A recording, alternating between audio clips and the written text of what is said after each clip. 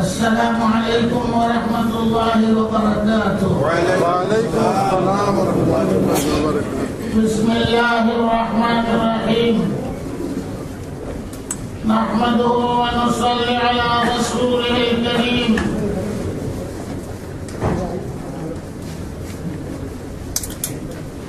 بلغ العلا بكماله، كشف الدجى بجماله، حسنت جميع خصاله، صلوا عليه وآله. اللهم صل على سيدنا ومولانا محمد وعلى آل سيدنا ومولانا محمد عدد ما تحب وترضى كما تحب وترضى يا كريم. ओ फरीब खुर्दा शाहीन, ओ फरीब खुर्दा शाहीन, जो पला हो करगसियों में, उसे क्या खबर है राह रस्म शाहबाजी। আমার অত্যন্ত শ্রদ্ধেয় উলামায়ে কেরাম, আমার প্রিয় দেশবাসী, আপনাদের সবাইকে প্রথমে ধন্যবাদ জ্ঞাপন করছি এবং আজকের এই মাহফিল যেন আল্লাহর দরবারে কবুল হয়। প্রথমে সেই দোয়া করছি, আল্লাহ তুমি মেহেরবানি করে কবুল করো। শানে রিসালাত কুরআন শরীফের বিষয়বস্তু তিনটা: ওয়াহদানিয়ত, রিসালাত, কিয়ামত। এই তিন বিষয়ের উপরে 30 পারা কুরআন। আল্লাহর একত্ববাদকে বিশ্বাস করতে হবে, রিসালাতকে বিশ্বাস করতে হবে, কিয়ামতকে বিশ্বাস করতে হবে। সাথে সাথে লাগানো হয়েছে শানে রিসালাত। আমার মতো জাহেল এই বিষয়ে আপনাদেরকে বুঝাইবার ক্ষমতাই নেই। রিসালাত কি জিনিস বক্তৃতা বোঝানো যাবে না। রিসালাত কি জিনিস আরেক রাসূলই বুঝতে পারবে। আমাদের যে জ্ঞান, আমাদের যে শক্তি, রাসূলের শান বুঝার ক্ষমতা নেই। ব্যাখ্যা কি করব, ব্যাখ্যা দিবার জ্ঞান নাই, ক্ষমতাও নেই। এক আল্লাহর ওলি বলেছেন, বাদাত বুজুর্গ তুই কিসসা মুখতাসার। একবারে সংক্ষেপে বলেন, কি ব্যাখ্যা দিব, কে বুঝাইব? আল্লাহর পরে যদি কারো স্থান থাকে, সে স্থানের অধিকার কার? মুহাম্মদুর রাসূলুল্লাহ। দুইটা দিক আছে।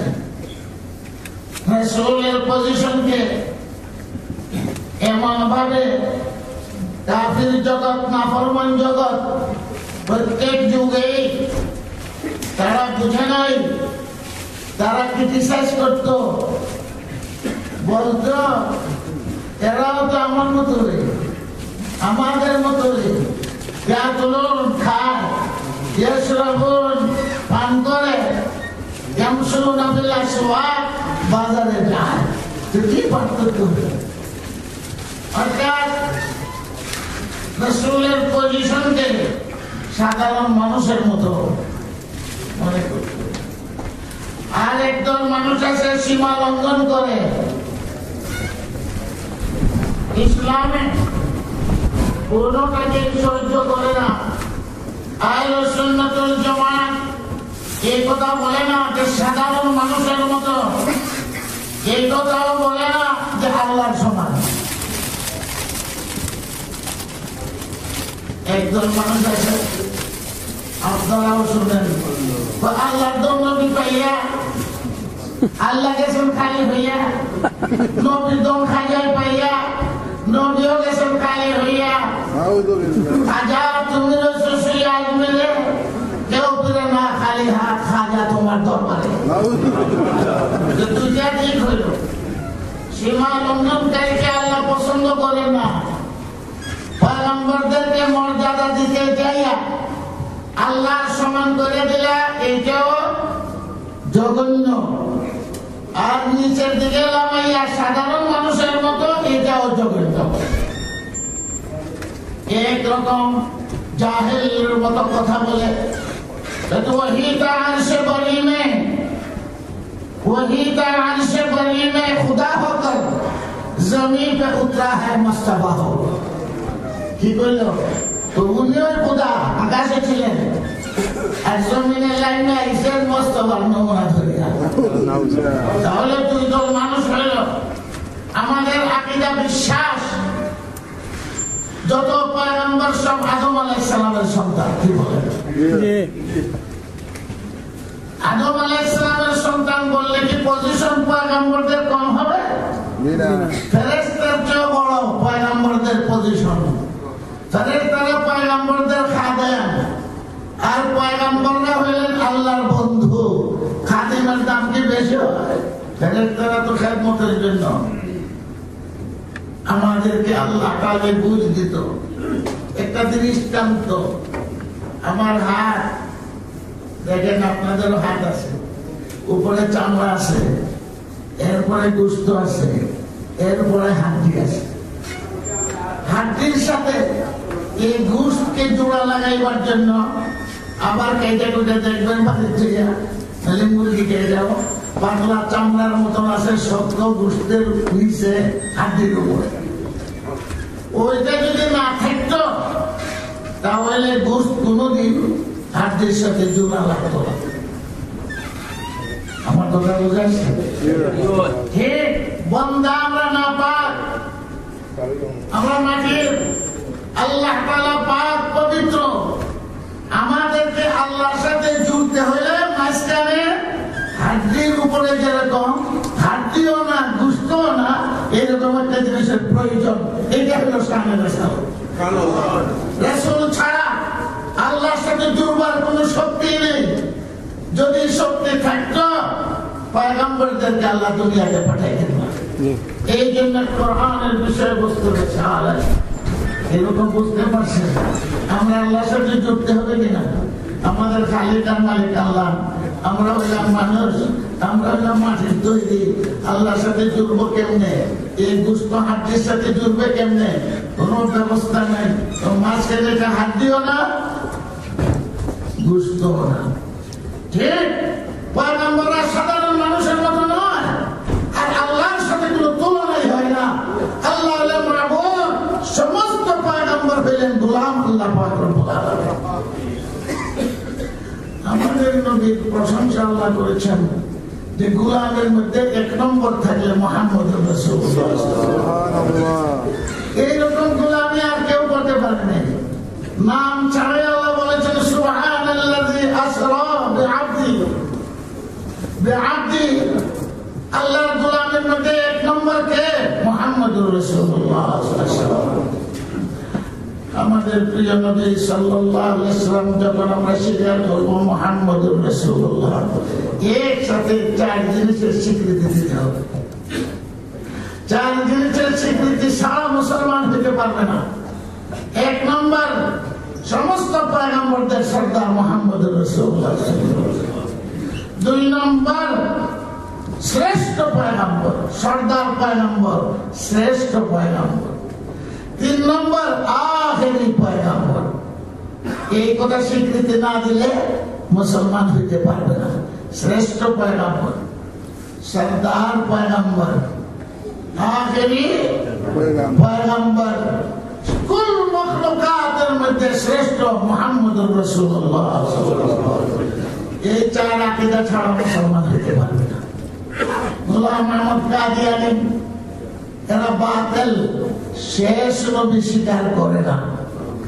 এরা ইসলাম থেকে খারিজ, যদিও হাজারো বার লাখো বার মুহাম্মদুর রাসূলুল্লাহ। শিয়া এক সম্প্রদায় আছে, তারা ইমামতকে রিসালাত থেকে বড় মনে করে। নাউযুবিল্লাহ। ইমামদেরকে মাসুম মনে করে, পয়গম্বরদেরকে মাসুম মনে করে না। নাউযুবিল্লাহ। এই জন্য এদের আকীদা মতবাদ আমরা পোষণ করি না। গোলাম আহমদ কাদিয়ানীর ধর্মমতকে আমরা পোষণ করি না। একজন প্রশ্ন করেছে, আচ্ছা আমরা আকীদা ঈসা আলাইহিস সালাতু ওয়াস সালাম আকাশে আছেন। আমাদের নবী কোথায় আছেন? মদিনা শরীফ। আমরা জিয়ারত করি, মাটির নিচে আছেন। শাহ আব্দুল রহমতুল্লাহ আলাইহি প্রশ্ন করে, খ্রিস্টান পাদ্রী, আচ্ছা তোমরাই কও যে উপরে থাকে হে ভালো না মাটির নিচে থাকে হে ভালো? তাহলে ঈসা আসমানে থাকে, এখন আপনি কি জবাব দিবেন? মৌলবীর দরকার আছে? আব্দুল্লাহ সাহেব বলেন, ঈসা আলাইহিস সালাতু ওয়াস সালামের কাছে ফেরেশতা জিবরাইল আসার পরে জিবরাইলের কাঁধে সওয়ার হয়ে ঈসা আলাইহিস সালাম কোথায় চলে গেছেন? আসমানে। আসমানে। এটা ইসলামী আকীদা, কোরআনের আকীদা। জিন্দা আছেন না মুর্দা আছেন? জিন্দা আছেন। আমাদের পয়গম্বরের কাছে জিবরাইল আইছেন ইন্তেকালের সময়, আপনাকে নিয়ে আল্লাহর দরবারে চলে যাই।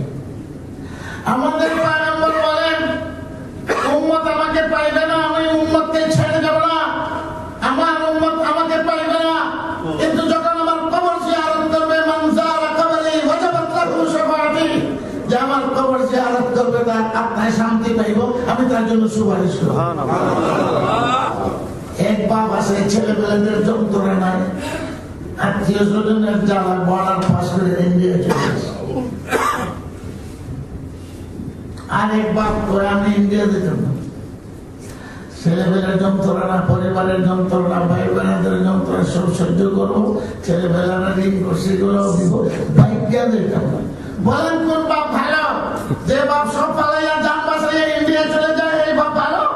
না যে বাপ মনে করে আমি যারা যন্ত্রণা ভোগ করবো সবার সাথেই থাকবো, কোন বাপ ভালো? তাহলে ঈসা আলাইহিস সালাম আমাদের পয়গম্বর থেকে বড় হইবেন কেমনে? ঈসা আলাইহিস সালাম তো জান বাঁচিয়ে আসমানে চলে গেছেন জিবরাইলের কাঁধে সওয়ার হইয়া, আর তার উম্মতের খবর এই নাই, উম্মত বিক্ষিপ্ত হইয়া ধ্বংস হয়ে চলে গেছে, হাওয়ার এই নাই ভাগিয়ে চলে গেছে। আমাদের পয়গম্বর মদিনা শরীফ আছেন সাল্লাল্লাহু আলাইহি ওয়াসাল্লাম, হায়াতুন নবী, জিন্দা রাসূল সাল্লাল্লাহু আলাইহি ওয়াসাল্লাম। আমাদের সবাইকে কবর জিয়ারত করতে পারবো, এইরকম ঘোষণা করে পয়গম্বর দেন নাই যে আমার কবর জিয়ারত করলে তোমাদের জন্য আমি সুপারিশ করব। একবারে সারা জীবন তালাশ করো, কোন পয়গম্বর এরকম ঘোষণা দেন? পয়গম্বর ঘোষণা দিয়েছেন, মান যারা কবরি ওয়াজাবাত লাহু শাফাআত। গোলাম আহমদ কাদিয়ানীর গোষ্ঠী প্রশ্ন করে যে ঈসা যখন আকাশে জিন্দা হয়েছে তো প্রস্রাব পায়খানা করে করি, খাওয়ার প্রশ্ন করে না। আসমান তো চলে যায়, আকাশ তো নষ্ট করে বলে, এটা গোলাম আহমদ কাদিয়ানী গোষ্ঠীর প্রশ্ন। আমরা যে কই ঈসা আলাইহিস সালাম আসেন, কি বলেন? কোন আকীদার মধ্যে দ্বিমত আছে? কোরআন হাদিসের প্রমাণ আকাশে আছেন। আখির জামানায় ঈসা আলাইহিস সালাম আসবেন দুনিয়াতে দাজ্জালকে হত্যা করার জন্য, দ্বিমত আছে নাকি? আমরা মৌলবী তেরা মৌলবী কম না। ঈসা আলাইহিস সালাম যত পেশাব পায়খানা আকাশে করেন, বলে দিনের বেগম ফেরেশতারা হয় লইয়া ঈসা আলাইহিস সালামের দুশমনের গোলাম আহমদ কাদিয়ানীর কবরের মধ্যে এটা শব্দ হয়। যদি বিশ্বাস না করো, এই গোলাম আহমদ কাদিয়ানীর কবর খুঁজতে দেওয়া ঈসা আলাইহিস সালামের সব পেশাব পায়খানা। এই চ্যালেঞ্জের মোকাবেলা করতে পারবেন? গোলাম আহমদ কবরের যদি খুঁজতে দেখে তো দেখবো যে আড্ডি গুড্ডি করছে, সব শেষ হয়ে গেছে, তাহলে এটা প্রমাণ হয়ে যাবে সে নবী না। এই চ্যালেঞ্জের মোকাবেলা আজ পর্যন্ত করতে পারে নাই।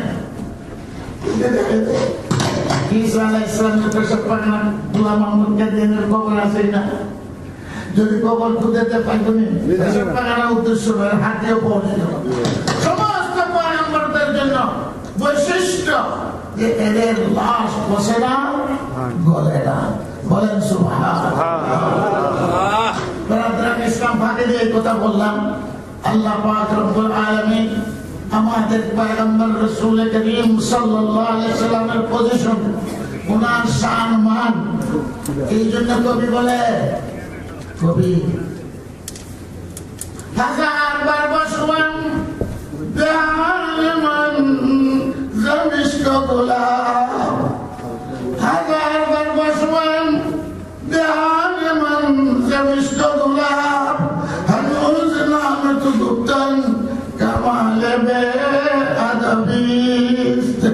হাজারবার যদি মিষ্টি গোলাপ দিয়ে জিহ্বাকে দ্রুত করে এরপরে যে পয়গম্বরের নাম লইতে পারছি, এটাই বহুত বড় কথা। এটাও আমার জন্য আমি কি সামনে সামনে বয়ান করবো। হযরত আয়েশা সিদ্দিকা রাদিয়াল্লাহু তাআলা আনহা যার চাদরের নিচে জিবরাইল আসেন, একসঙ্গে শুয়ে রয়েছেন। জিবরাইল আসতে কোনো অসুবিধা নেই আয়েশার কাছে। আয়েশা ঘুমে আসে, চাদরের নিচে আপনার আয়েশা বলেন জিবরাইল এসে ওহি দিয়ে গেছেন। কিরকম পাক পবিত্র বলে।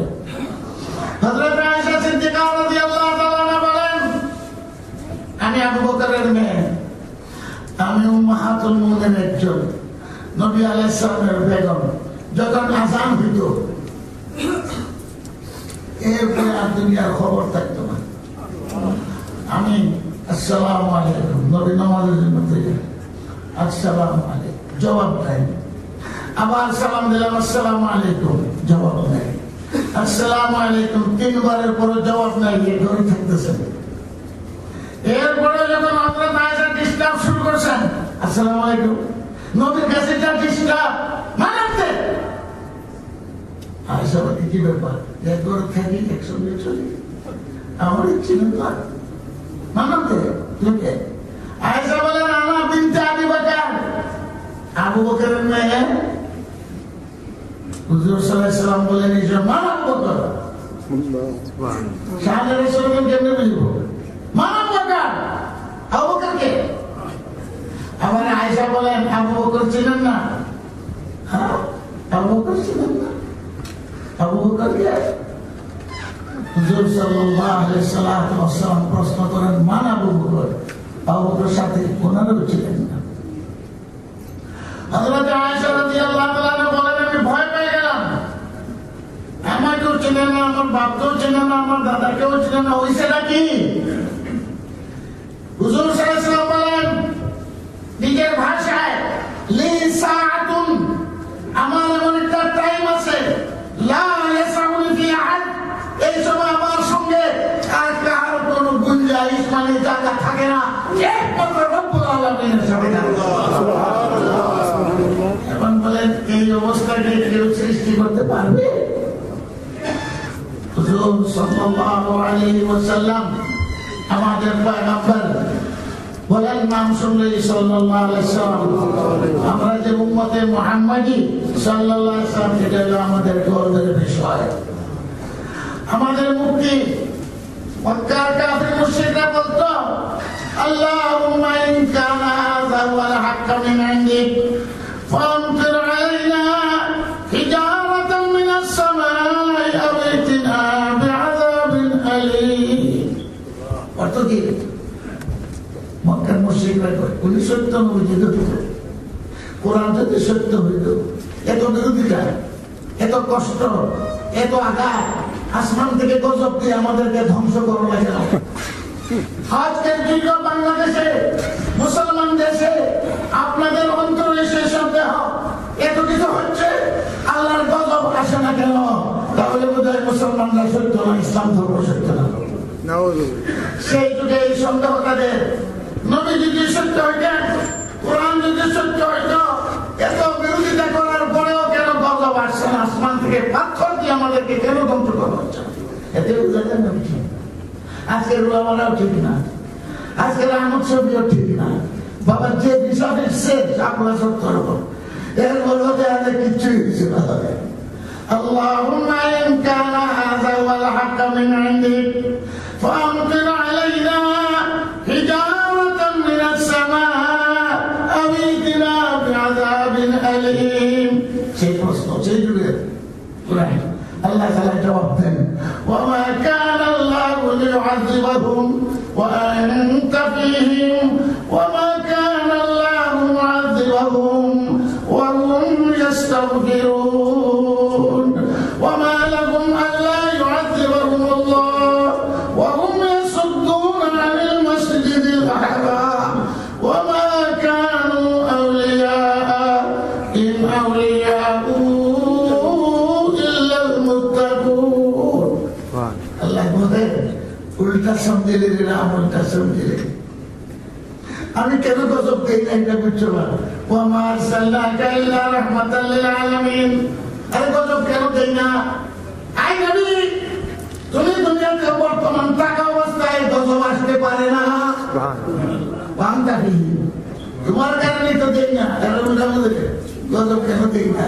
আরে তোমার বানাইছে রাহমাতুল লিল আলামিন, আবার কেমনে গজব আসবে? বান্দাবি وما كان الله معذبهم وهم يستغفرون।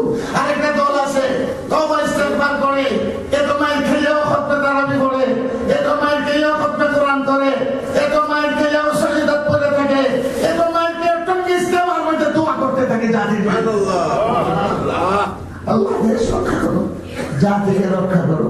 একদল মানুষ আছে না টঙ্গি ইস্তেমাল করে, টঙ্গি ইস্তেমাল নাম শুনছেন, খালি মাপ চায়, খালি তওবা করে, আল্লাহর কাছে দোয়া করে।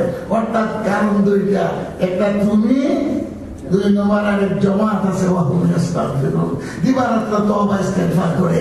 যতগুলো মাদ্রাসা আছে, যতগুলো তাবলীগ জামাত আছে, খালি এই কাম হয় ওয়াহুম ইস্তাগফিরুন। ওই দুই কারণে গজব দেই না। ওয়া মা লাহুম আল্লা ইউআযিবাহুমুল্লাহ ওয়া হুম ইয়াসুদ্দুনা আনিল মাসজিদিল হারাম ওয়া মা কানু আউলিয়া ইন আউলিয়াহু ইল্লাল মুত্তাকুন। আল্লাহকে গজব না দিবার কোন কারণ নেই। এরকম মুরতাদরা আল্লাহ রাসূলের দুশমনী, ইসলামের দুশমনী, মুরতাদদের সংখ্যা দিবারাত্র বাড়তেছে। আল্লাহর উপরে আস্থা নাই, যারা আল্লাহর উপরে আস্থা নাই এরা তো মুরতাদ এমনি হয়ে গেল। আল্লাহর দ্বীনকে বিশ্বাস করে একজন দুইজন তো খালি স্বরূপ দেখছেন, তারা সাকিদান বহুত আছে, আছে না জানা? স্বরূপ দেখছেন দুই একটা। এই নাস্তিক মুরতাদরা এরপরেও আল্লাহর গজব কেন আসে না? وهم يستغفرون। তিরমিজি শরীফের রওয়ায়াত আল্লাহর রাসূল সাল্লাল্লাহু আলাইহি ওয়াসাল্লাম বলেন, ইন্নাল্লাহ তাআলা আনজালা লিহাযিল উম্মতি আমানাইন।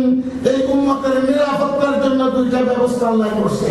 এক নম্বর হলাম আমি, আল্লাহর রাসূল আমি, ফাইদা নাযাইতু, আমি যখন দুনিয়া থেকে চলে যাব, বাকিয়াল আখার আরেকটা উম্মতের নিরাপত্তার ব্যবস্থা আছে, ওয়াহুম ইস্তাগফিরুন। আজকে আমরা দেশের জন্য, জাতির জন্য আল্লাহর কাছে ক্ষমাই চাইতে থাকবো, আর আল্লাহ তাআলা মুরতাদদের ব্যবস্থা করবে। আপনাদের কর্তব্য শানে রিসালাতের দুইটা। এক নম্বর কর্তব্য হলো এই যে লতিফ সিদ্দিকী না লতিফ কাযযাবের মতো বদমাশ এখনো নিরাপদে বাংলাদেশ আছে। আমাদের প্রতিবাদে কোনো কাজ হয় না, তারা জামিন দিয়ে বাইরে রাখছে, জামাইয়া না আদর করে। জেল কয়েকদিন দেখাইছে নমুনা, জয়কে গালি দেওয়া, জয়ের বিরুদ্ধে কটাক্ষ করার কারণে। যদি জয়ের বিরুদ্ধে কটাক্ষ না করতো, মা এই কাম করতো না। আমাদের প্রতিবাদে এইবার তাকে নিয়ে তামসা শুরু হয়েছে আমাদের বাংলাদেশে। আমরা যদি যথাযথ শাস্তি দিতে হবে, আইন প্রণয়ন করতে হবে। সাবেক প্রেসিডেন্ট বলেন যে আইন বর্তমানে আছে, এই আইনে লোকদের সিদ্দিকীর ফাঁসি হইতে পারে। জাতিসংঘের আইন ধর্মীয় অবমাননা চলবে না, কোন দিন সম্পর্কে অবমাননা করার কথা চলবে না, কারো অন্তরে ধর্মীয় অনুভূতিতে আঘাত চলবে না, এগুলো সংবিধান। বাংলাদেশের সংবিধান আছে, কারো ধর্মীয় অনুভূতিতে আঘাত দেওয়া চলবে না।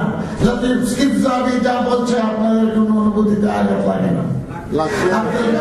আব্দুল কুফার এর কথাবার্তায় আমাদের ধর্মীয় অনুভূতিতে আঘাত লাগে না। জাতিসংঘের আইনে আছে, কারো ধর্মীয় অনুভূতিতে আঘাত দেওয়া নাই, বাংলাদেশের সংবিধান নাই। ওই সংবিধান মোতাবেক তাকে জামিন দেওয়া হতে পারে না। 17 কোটি মানুষ, 16 কোটি মানুষের প্রতিবাদ উপেক্ষা করে তাকে জামিন দেওয়া হলো। এই জামিন আমরা সন্তুষ্ট না। আমাদের প্রতিবাদ, আমাদের সাথে আপনাদেরও সামিল করতে চাই। এই মজলিস থেকে, এই দেশ থেকে মুসলমান আওয়াজ উঠাইবে, লতিফ সিদ্দিকীকে ফাঁসি দাও, ফাঁসি দাও, ফাঁসি দাও। যদি তোমাদের আইনে না চলে তো তোমরাই পার্লামেন্ট আইন পাস করো। প্রধানমন্ত্রী কুৎসা ঘটনা করলে সাথে সাথে শাস্তি হয়ে যায়। আপনাদের ইসলাম তো ফেসবুকে আপনারা দেখেন, ফেসবুকে আপনারা দেখেন বিশ্বনবী শানে রিসালাতের অবমাননা করবে, এরপরে আমরা সহ্য করে নিব। 16 কোটি মানুষ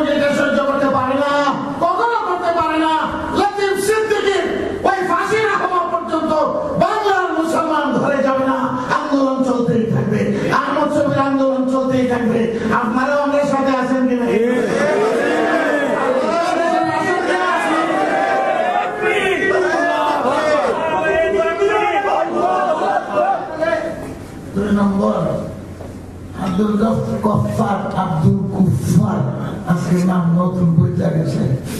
আব্দুল কুফফার তো আমরা বাংলাদেশে লাগাল দেখতাম না, ব্রিটিশ। তাহলে আপনাদের কর্তব্য কি এখানে একটা মজলিস করে ওয়াজ শুনলেন তাই? ওই আলকামাই পার্কে সমস্ত মুসলমান যাদের অনুভূতিতে আঘাত লাগছে, আল্লাহকে নিয়ে ক্রিটিসাইজ করে এই দেশের থেকে আন্দোলন করেন, ইনশাআল্লাহ বাংলাদেশে এই ব্রিটিশের আইনে তার শাস্তি হবে, জাতিসংঘের আইনে তার জাতিসংঘের আইন আছে। কারো ধর্মীয় অনুভূতিতে আঘাত চলবে না, কোন পয়গম্বরের সমালোচনা চলবে না, কারণ ধর্ম সম্পর্কে কোন রকমের কুৎসা চলবে না। যার যে ধর্ম ঠিক মতো পালন করবে, এটাই ইসলামের বিধান। আজকে যুক্তিসঙ্গত ভাবে ইসলাম বরহাক হযরত ওমর রাদিয়াল্লাহু তাআলার আইনে অনুষ্ঠিত ছিল। এই জন্য খ্রিস্টানদের গির্জা বানিয়ে দিয়েছে, অন্যরা মন্দির বানিয়ে দিয়েছে। কেন? এই আঘাত দিলে ইসলামের যে সৌন্দর্য আছে নষ্ট হয়ে যায়। আল্লাহর কোরআনে আল্লাহ বলেন, তোমরা অন্য দেবতাকে গালি দিও না, ওয়ালা তাসুবুল্লাযিনা ইয়াদউনা মিন দুনিল্লাহ। যারা দেবতা পূজা করে তারা গালি দিও না। কেন? যদি তারা গালি দেয় তো তারা তোমার খোদাকে গালি দিবে। এই জন্য গালি দেওয়া নিষেধ। আল্লাহ রাসূল সাল্লাল্লাহু আলাইহি ওয়াসাল্লাম ওয়াজ করেন সাহাবাদেরকে, ওর বাপরে তুমি গালি দিও না, না তোমার বাপরে তুমি গালি দিও। সাহাবা বলেন, এটা কি সম্ভব? বাপরে কেউ গালি দিয়ে কি করবো? বাবার গালি দিব না? হুজুর বলেন, অর্থ বুঝছো না, তুমি আরেকজনের বাবাকে গালি দিবা, সে তোমার বাবাকে গালি দিব, তো তোমার বাবাকে গালি তুমি আমি শুনাই না, গালিগুলো চাই। আব্দুল গফফার এই দেশে বসবাস করে, আপনারা যদি প্রতিবাদ না করেন এই শানের সালতের এই সভা করে লাভ হবে না। আপনাদেরকে বলতেই হবে তার শাস্তির ব্যবস্থা করো, জাতিসংঘের আইনে শাস্তির ব্যবস্থা করো। আমাদের ধর্মীয় অনুভূতিতে আমার আল্লাহকে নিয়ে ক্রিটিসাইজ করে, সে রাসূলকে ক্রিটিসাইজ করে, এইটা আমরা সহ্য করতে পারবো না। যখন রাস্তায় নামবেন একটা বিধি ব্যবস্থা হবে ইনশাআল্লাহ। ইসলাম আমাদেরকে শিক্ষা দিছে, রাসূল করিম সাল্লাল্লাহু আলাইহি ওয়াসাল্লাম সহ সমস্ত পয়গম্বররা আল্লাহ দ্বীনের জন্য জীবন কুরবান করেছেন, দেশ ছেড়ে দিয়েছে। শানে রিসালাত কোন পয়গম্বর বাতিলের সাথে আপোষ করেন নাই। ইব্রাহিম আলাইহিস সালাম নমরুদের সাথে আপোষ করেন নাই, মুসা আলাইহিস সালাম ফিরআউনের সাথে আপোষ করেন নাই। ঠিক না ঠিক? সমস্ত পয়গম্বরের ইতিহাস বাকায়দা নকল করে মা মিন নবিয়্যিন ইল্লা উহিয়া, যত পয়গম্বর আছে তার সাথে দুশমনি করা হয়েছে। আর আমার কায়দা নকল বলেন, মা মিন নবিয়্যিন ইল্লা আখরাজাহু কওমুহু, কোন নবী নিজের দেশে থাকতে পারেন নাই। অন্যায় করেছিলেন, চুরি করেছিলেন, না না, আল্লাহর বরত্ব প্রকাশ করতে যাইয়া সমস্ত পয়গম্বরদের দুশমনি করা হয়েছে। আপনিও যদি চুপচাপ থাকেন তাহলে আমরা কেমনে রাসূল করিম সাল্লাল্লাহু আলাইহি ওয়াসাল্লামের আদর্শ ধরে রাখবো? ইমাম আহমদ ইবনে হাম্বল বেত্রাঘাত খেয়েছেন, চাবুক খেয়েছেন, এই কথাই বলেন কুরআন কালামুল্লাহ গায়রে মখলুক। আজকে শেখ মাহমুদুল্লাহ হাসান দেওবন্দি মাদ্রাজ জেলে বন্দি, কিন্তু ব্রিটিশকে মানবে না। শেখুল ইসলাম হুসাইন আহমদ মদনীকে ফাঁসির কাছে ঝুলায় রাখছে, ফাঁসি দেয় নাই। এই সময় বলে এখন সারেন্ডার করো, তাহলে তোমাকে রেহাই দেওয়া হবে। উনি এই সময় বলেন, যত সময় হুসাইন আহমদের গলায় এখানে জান আছে, ব্রিটিশের বিরোধিতা করবই করব, করবই করব, করবই করব। আল্লাহ যদি রক্ষা করে হুসাইন আহমদ মদনীকেও ফাঁসি দিতে পারে নাই, শেখ মাহমুদুল হাসানকেও ফাঁসি দিতে পারে নাই। বুঝছেন কথা? হকের আওয়াজ নিয়ে আমরা ইমাম আহমদ ইবনে হাম্বলকে নিয়ে যাওয়া হচ্ছে। দুইজন মানুষের কথা পাওয়া যায়, একজন জায়গা সব খেলায় ইমাম আহমদ নাম শুনছেন, যিনি প্রতিষ্ঠিত করেছেন কোরআন কালামুল্লাহ। সবাই বলেন কোরআন কালামুল্লাহ গায়রে মখলুক। হযরত ইমাম আহমদের এই কথাতেই আছে। একজন তো উড়ে যায়, হুজুর কেউ তার আটকাতে পারে না ফেরেশতা। আল্লাহ জানে কোন ফেরেশতা। জায়গা আমাদের নাম বল, দেখো তোমার মাঝখানে বেহেশতের মাঝখানে মাত্র একটা পর্দা আছে, তুমি বললেই সেটি বেহেশত চলে যাবে। তবুও তোমার কথার থেকে তুমি ফিরে যাও না। আবার যখন মামুনের দরবারে নিয়ে যাওয়া হচ্ছে, তখন একজনে একবার তুমি তো বাঁচলাম, এখানে গেলে তোমার কাতল করবে। একজন খবর দিতেছে আর কাঁদতেছে, ওই বেটা তো কাঁদে না, আগে যে খবর দিল আর এখন খবর দিতেছে, কাঁদতেছে আর কইতেছে গেলে তোমার শেষ করে দিল। ইমাম আহমদ ইবনে হাম্বল বলেন, আমার তো কোনো উসিলা নাই, আল্লাহ তোমার দরবারে কি উসিলা নিয়ে দোয়া করব? কিন্তু একটাই মাত্র উসিলা, তোমার কোরআনের ইজ্জতের জন্য আহমদ ইবনে হাম্বল আজকে বেত্রাঘাত দেখছে, আর কোনো উসিলা নাই। এই উসিলার খাতিরে তুমি মামুনের সাথে যেন আমার দেখা না হয়। দোয়া কবুল হয়ে গেছে, দোয়া কবুল হয়ে গেছে। সকালে মামুনের দরবার আহমদ ইবনে হাম্বলকে হাজির করা হবে কাতলের জন্য। মামুন রাতে মারা গেছে, দোয়া কবুল হয়ে গেছে। মুজাহিদ যখন রাস্তায় দাঁড়িয়ে দোয়া করে তো দোয়া করে থাকে। এখন এলো মুতাসিম বিল্লাহ, মুতাসিম বিল্লাহ যা করবার করছে, আহমদ ইবনে হাম্বলের সাথে খারাপ ব্যবহার করছে, মামুনের সাথে সে গায়ে হয়ে গেছে। এখন ইমাম আহমদ ইবনে হাম্বলের সামনে একটাই কথা, ওই যে লোক বলে গেছিল তোমার বেহেশতের মধ্যে মাত্র একটা পর্দা, তুমি মরবা শহীদ এবার বেহেশতে চলে যাবা। এটার অপেক্ষায় আছেন ইমাম আহমদ ইবনে হাম্বল। শহীদের রক্ত বৃথা যায় না, শাপলা সত্তরের রক্ত বৃথা যাবে না ইনশাআল্লাহ।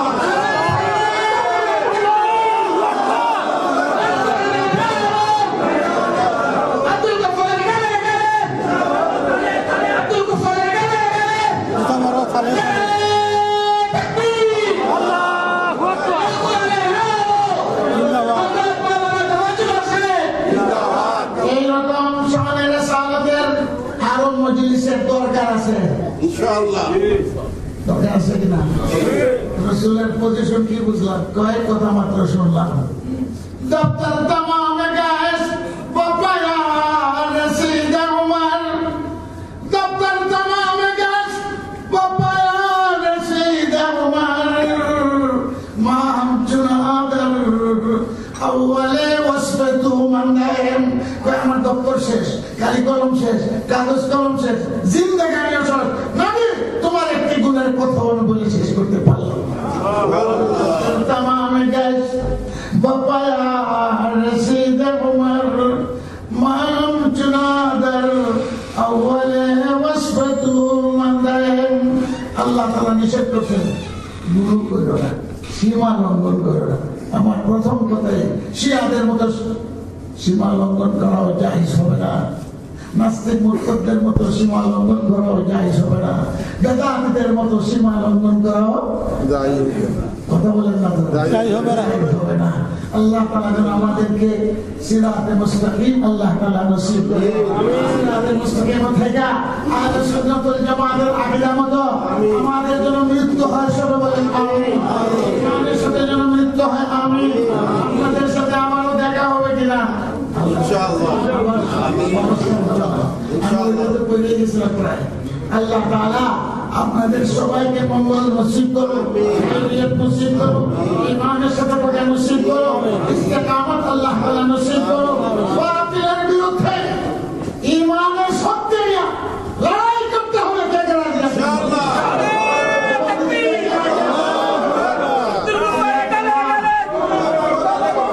আল্লাহ তাআলা এই হাতগুলোকে আল্লাহ কবুল করুন। কোনো জমাত লাগে না, ছোট জমাত আল্লাহ কয় জয়ী হয়। আওয়াজ উঠাইতে থাকো, আওয়াজ উঠাইতে থাকো, আওয়াজ উঠাইতে থাকো, এই আওয়াজ যাবে আরশ পর্যন্ত। আল্লাহ তাআলা জিন্দা হাইয়ুম কাইয়ুম, কার আওয়াজ শুনবে বলা যায় না। আল্লাহ তাআলা কবুল করুন, আমাদের দোয়া করবেন। আসসালামু আলাইকুম। ওয়া আলাইকুম আসসালাম।